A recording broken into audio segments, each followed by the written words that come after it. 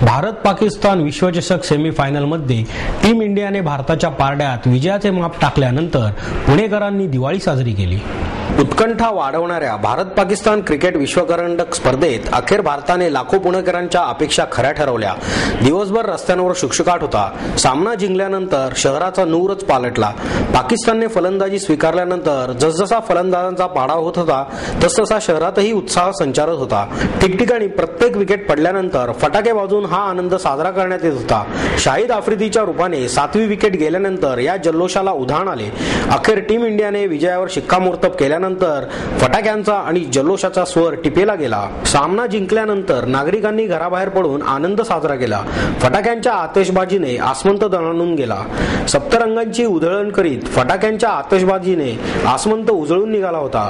लक्ष्मी रस्ता, अलका चौक, कॅम्प परिसर, कोथरूड भाग, पुणे विद्यापीठ परिसर अक्षरशः नागरिकांनी गजबजून गेले। सर्वांचे चेहरे एकच भाषा बोलत होते। आबालवृद्धांपासून सर्वांनीच हा क्षण साजरा केला। रात्री उशिरापर्यंत फटाक्यांची आतिषबाजी सुरू होती तर काही ठिकाणी ढोल ताशांचा गजर होत होता। रात्री उशिरांपर्यंत तरुणांचे जथ्थे मोटरसायकलवरून भारत माता की जय अशा घोषणा देत फिरत होते। कर्वे रस्ता, पौड रस्ता, खंडोजी बाबा चौक, अलका चौक मोटरसायकलच्या जथ्यांनी भरून गेले होते। तरुणाई तिरंगा झेंडा फडकवत विजय साजरा करत होती। बऱ्याच ठिकाणी गणेश मंडळांनी टीम इंडियाच्या खेळाडूंचे अभिनंदन करणारे आणि विश्वचषक घेऊन येण्यासाठी शुभेच्छा देणारे फलक लावले होते। विविध ठिकाणच्या मंडळांनी मिठाई वाटून हा क्षण साजरा केला। कोथरूड, हडपसर या उपनगरांमध्येही सर्वत्र जल्लोषाचे वातावरण होते।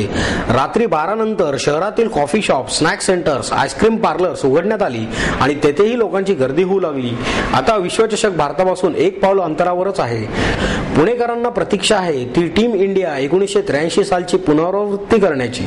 असे झाल्यास तो दिवस सोन्याचाच ठरणार आहे।